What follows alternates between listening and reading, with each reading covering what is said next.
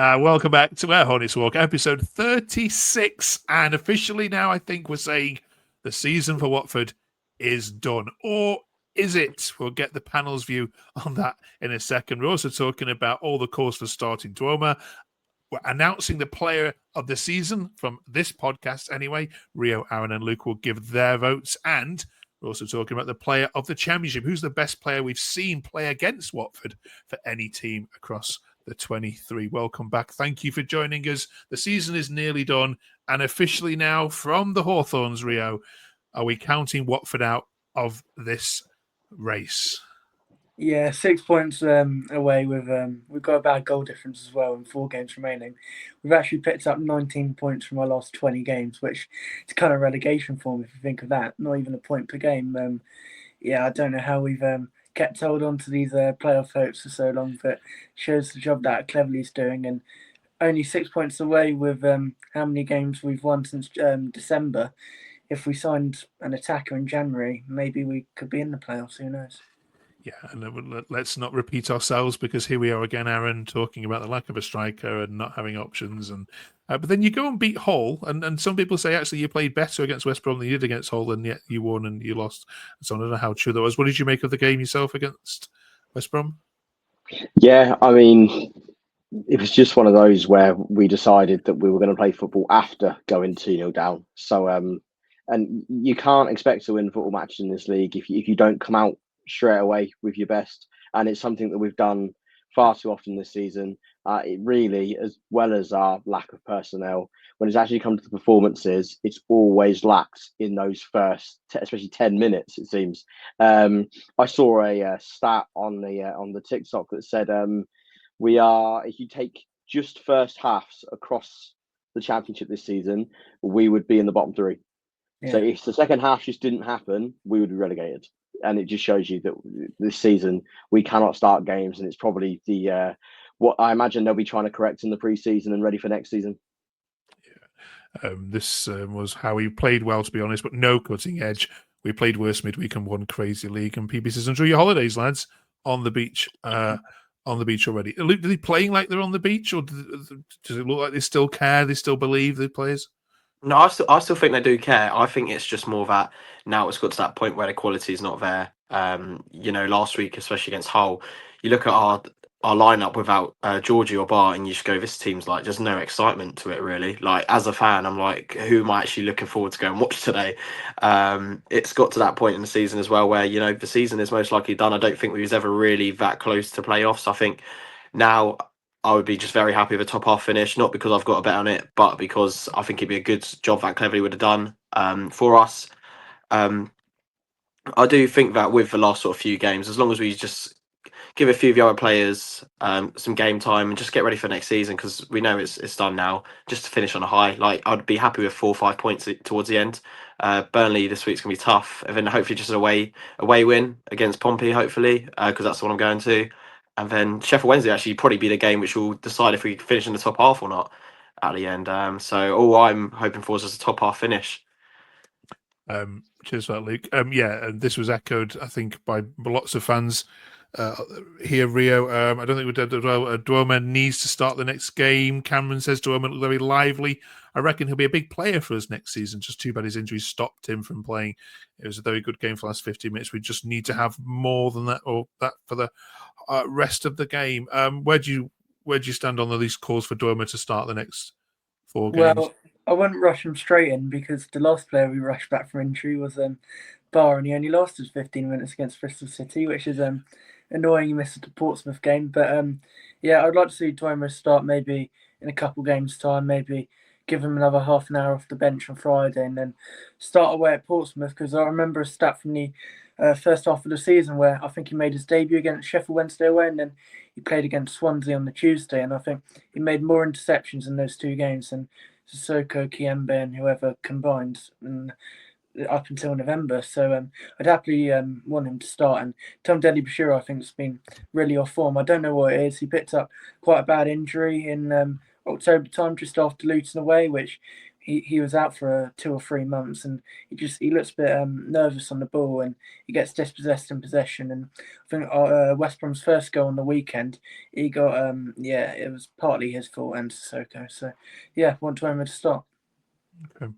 I've got to play a little bit of devil's advocate here, though, Aaron, haven't I? I mean, Portsmouth is winnable, Blackburn is winnable, Sheffield Wednesday is winnable, and with all the teams around there needing to still play each other, I mean, are you definitely out of this race? Yeah, I know Burnley will be tough. I think we are. I understand sort of that side of things, and I agree. I think if we really, fixed our issue of not being able to start a game, we could get 9 points and be in with a shout. But I also think that those teams ahead of us, not all of them are going to drop enough points to give a 6-point advantage back in those 4 games. I think you can just see the momentum that the likes of Coventry and Bristol City have compared to us. I mean, it's an outside chance at best. It was already, but no, I personally couldn't see it.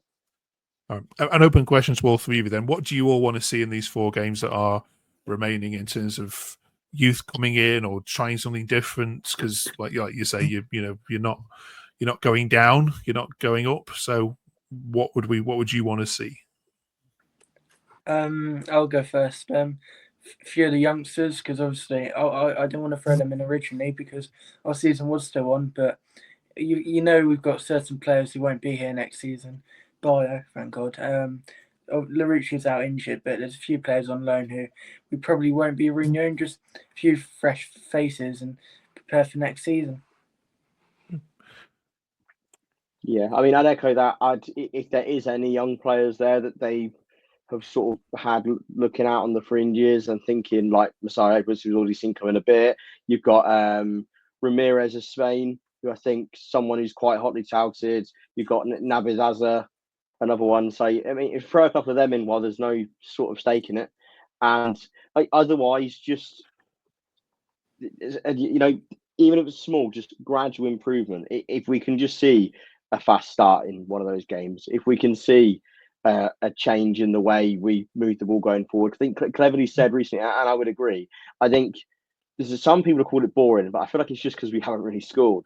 But I think we do create chances, we just don't finish them because we have, like we've discussed tons of times on here, we don't have the personnel to finish chances. And look, if I see an end of the season, I'm not expecting us to go and score 3 or 4 because, like we've covered, we can't do that at the moment. But if you just positivity and something that we can go, if we play it this next season with some additions, we can see ourselves up there again. Okay. Luke, how secure is the manager's job over the summer period? Well, I think there should be no doubt at all. I know there's some fans who don't think he is. I think he's the right man for the job. Like I said, he's a young manager. Really want the Pozzos to back him. I think these next 4 games are really huge for how we're going to set up for summer, because most likely we've probably seen Georgie play for the last time in a Watford shirt, and what we're going to see is our team, what it's like I said earlier, where it's not that exciting. And I think this is going to give Cleverley and hopefully the Pozzos some idea as to this is what it's going to look like next season without Georgie. This is where we need to put the money in. And I'm sort of taking these games as an extra 4 games for pre-season, essentially, because this will be how we'll look next season. And all it is down to the Pozzos thinking, where can we make any changes, because Georgie's going to go. We're going to have hopefully some money to which they will hopefully reinvest. We've got potentially a bank will go in if Udinese keep him, who knows. We've got Wiley, who potentially might be coming back, we don't know yet. I think it's more of a sort of a conversation like look forward to next season, but what changes is going to have to be made from how we played these last 4 games with the form we're currently in. Good shouts. I did see the re-emergence of #Pozzo Out, Rio, following that West Brom game. There was a suggestion that against Sheffield Wednesday, perhaps you both meet in solidarity about having 2 of the worst owners in the division. Where are we as a fan base, do you think, with support or lack of it for the Pozzo family? Yeah, I think it's pretty clear which way the stands fans that they think he should sell the club. Obviously, he did some good things in his first 8 or however many years at the club, but it's faded the last 5-6 years since that FA Cup final. And yeah, as soon as we went 1-0 down against West Brom, people were singing the I don't care about Gino Charlton and Tom Cleverley or whatever. So yeah, it'd be good if he sells the club. But there's some people who want Cleverley to go. Don't think he's the right man for the job. I don't see how you can be both Pozzo out and Cleverley out, because Cleverley hasn't been given the tools he needed to succeed, and I generally don't think it matters who the manager is. It's just culture at the club, and I don't think it will improve until he goes. It's quite similar at some of the bigger clubs in the Premier League. Tottenham, Man United, their owners aren't any good, and yeah, their managers aren't succeeding either. Yeah. Are we likely to see a summer of similar things like this? I mean, Kieran says, yeah, well done, Gino Pozzo, on absolutely kneecapping our season by spending the January window trying to sack HC, performing miracles. Are we likely to be back there again, Aaron, with, unless, let's say we get to the start of the season, August, and, you've only had one loan signing again. Are we likely to go back to that swell, do you think, of really anti-Pozzo feeling? Yeah, I think it's a massive transfer window for them, bigger than ones gone by, actually. You might point to the ones where we just come down and sort of needing that boost straight back up. You might say they were the more important ones, but I don't think they are. They've got a season now without parachute payments, and a season now where they're not going to get the transfer money that they did for Sarr, that they did for Chakvetadze. So you've now got to give yourself a window where you're getting reinforcements in on way less than they have before, because they can't do another window where they sign no one. They're going to have to get their wallet out, and this will be telling. If they spend money and show us that they still want to move the club in the right direction, then I think people will back off a little bit and probably give him more time. I think if they just gave Cleverley what he needs, or even a fraction of it, I think that people would step off and get behind them. But if they don't, I think it could and should be the big turning point. Okay. Right. Cheers for that, fellas. Now, without doubt, one of my favourite Watford moments was when Liverpool came to Vicarage Road as the undefeated Invincibles, and little old Watford stopped them right in their tracks. So, Luke, can history repeat itself this Friday as Invincible Burnley on a 30-game unbeaten run come to the Vic? Oh, I don't know. I've got a feeling we could just scrape a point. I think it's something that we could do. I can't see us winning with how we've been playing at all. I really don't have much confidence in that aspect, and especially with our current league position. We started this topic on, is our season done, and we all said yes. And do the players feel the same way? Potentially. Burnley, they are absolutely fighting for automatic debut, right up for it. That's my sort of feeling with it towards the end of the season. They could just we could get rolled over potentially, but I don't think we're going to end it, sadly. But at least we ended Liverpool's. I'd rather end Liverpool's than Burnley's. Absolutely, 100% all day long. Any of you got any confidence? Well, we don't score many goals, and Burnley don't concede many goals. So, Yeah, but that front three we had against West Brom in the last few games, I mean, because we've got no bar, our attack is so slow. Ince, he doesn't really offer much. You got Kiembe, Sissoko, but we perform better against bigger teams. So, apart from Leeds, so maybe that fills me with a bit of confidence. Okay. Yeah, I mean, we gave him a good game at Turf Moor. Yeah. We were unfortunate to lose, and I was talking to my mum earlier, and I said, do you know what? Out of these last 4 games, it would not shock me if we were to beat Burnley and not win either of the other 3. Okay. And then Blackburn, of course, to come as well, in a reunion with of course, your old manager. Are you surprised at all, Aaron, at how badly he started? He beat Luton, not that bad. Oh yeah, yeah, exactly. Agent Blau. Yeah, no, no. To be honest, I think when they did the announcement, everyone was telling the Blackburn fans sort of what to expect, and they all just kind of brushed it away and said, "No, we'll be fine." And then look what's kind of happened. I mean, I quite liked Val at the start of his Watford tenure, and I do think that, like he probably is now, he's not in a good environment. We're not the environment head coaches at the moment with how we are, how the ownership are. So I think that partly contributed to why he didn't do well with us, and it probably is part of why he's not doing very well with Blackburn either. But I think it was a weird appointment, and with how their owners are as well, it was a cheap appointment on their behalf, and that's why it's not gone well. Absolutely. We were looking forward to doing a bit of a Portsmouth Grud match. Look forward to as well, but unfortunately, Barr is not going to be involved, so they're absolutely gutted about that. But probably will quiet them down a little bit because they were looking forward to some revenge. But they, I think the players have been practicing a nice celebration. Should they score? Yeah. Right. Let's get the player of the season then. Well, this is going to be interesting. I can't actually predict. I've been trying to predict each team how you're going to go for. I don't think I can do this one. Luke, your player of the season for Watford is? I'm going to give it to the man who's most likely going to go, Georgie Chakvetadze. He's on just a different level. He's just so good. He's way too good for us.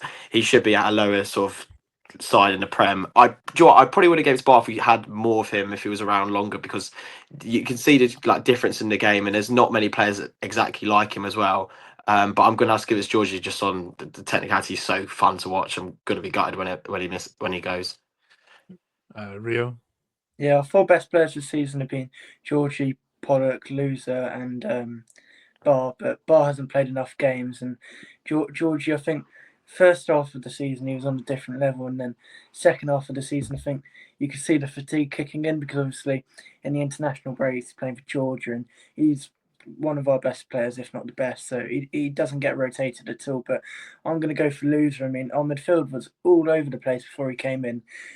It's good that he's made Sissoko move out to the right, because there isn't room for him in the centre. And I think, Loser, the amount of carrying he does, because Tom Delly hasn't been on the best of form, and Loser, that assist on the weekend, it was very good. He got another good assist the week before against Bristol City for Denver, and I think it'd be key if we have him next season, because obviously George is probably going to leave and Bar will stay because he's been injured a bit. But if we can keep Loser, I think he's one of the best midfielders in the league. All right, Aaron, wrap this up for us. I think Imran Loser and Chakvetadze are too good for this league, to be honest. And I wouldn't be surprised to see them both gone come August. But I'm going to go Georgie. I was close to going Matty Pollock just because I think it's the second half of the season. So we are obviously in the position we have and picked up less points than games. Yet we've conceded the least chances of any team. So it just shows how much better we're doing defensively. But like Luke covered, Georgie is untouchable and unplayable on his best. So I think he's comfortably our player of the season, and I hope he doesn't go to another championship side. I hope he does take the step up, because he'll be a right pain to play against. I wonder if his stats will let him down in terms of goals and assists, maybe on that. Who knows? But if he had a better striker in front of him. That's very true, yeah. And his injuries, he has a pretty plagued injury list over his career, and I hope that doesn't haunt him. Brilliant. Right. Now we nearly finished, but we're going to ask you to do one more round of this, and we're going to ask you to do something a little bit different and nominate the Championship Player of the season. The rule is you're not allowed to choose a Watford player, not that you probably would, I'm guessing anyway, but you have to choose the player that you've sat and watched either live in the stadiums or at home in Watford games that has impressed you against your side the most. So not the player that you read on social media is amazing, you've physically watched maybe twice this season and gone, yeah, they're amazing. Now, Chakvetadze did get this twice voted by Bristol City yesterday and by, I think it was Hull. So, yeah, he's already got in a shout with this one. Luke? So I was looking through the teams that we played, and the teams that I was most sort of thought, wow, when they played us, and it was Leeds at home. I remember that game really well. Out of all of them, we got outplayed, and I wouldn't have dropped. This is weird that I'm going to say his name because it is weird, but I'm going Dan James. The game he played against us was ridiculous. It reminded me of when Dan James first sort of came into the game, and he was just rapid, and we just couldn't contain him at all. And he scored 2 goals in, I think, the first half an hour. But he was just a different level. But I think he just suits that style of play so well on that Leeds team. He absolutely teared us apart. That was the most memorable one I thought of straight when I thought, oh god, I don't want to watch Dan James play again, which is something I didn't think I'd be saying at the start of the season. But yeah, he was brilliant against us. Okay, good shout, Rio. I'm going to go Leeds again when they beat us 4-0. He was also good in the home game. I'm going to go Ayo Tanaka. He bossed it in the midfield. I can't remember, but this person put some stats out on Sissoko and Kiembe in midfield that day. I don't think they won a single tackle or had much of the ball or anything. He controlled the game, and for their fourth goal, I think Perot might have scored it. He just spun it around and then laid it on the plate for them. He's ridiculous, and he'll definitely see the Premier League if they do get promoted. Okay. Aaron? Me and Luke are on the exact same wavelength because I had the exact same answer. And with the exact same sort of justification, I would, if you'd told me you'd be at the end of this season, you'd be going, wow, Dan James. I would have gone, what? But no, he absolutely tore us to shreds. I mean, I honestly forgot how fast he is. He's been so sort of off the pace since he had that United move, everything, and you sort of just forgot about him. But then he's just had this resurgence, and then against us, he was. You could see why he was once at a team like United, because he obviously has talent and he tore us to shreds. I mean, we tried to play a high line and he cooked us, really. Okay.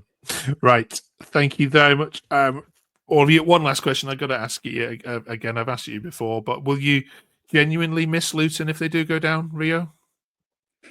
No, they can stay there, although I'm a bit worried maybe they can do what Birmingham did this season, go straight back up and win the league with ease, but hopefully not. Hopefully they stay there for many years to come, but I do like playing them at the end of the day. Right. Aaron? I know, and I will not miss them at all. I hate going to Kenilworth Road.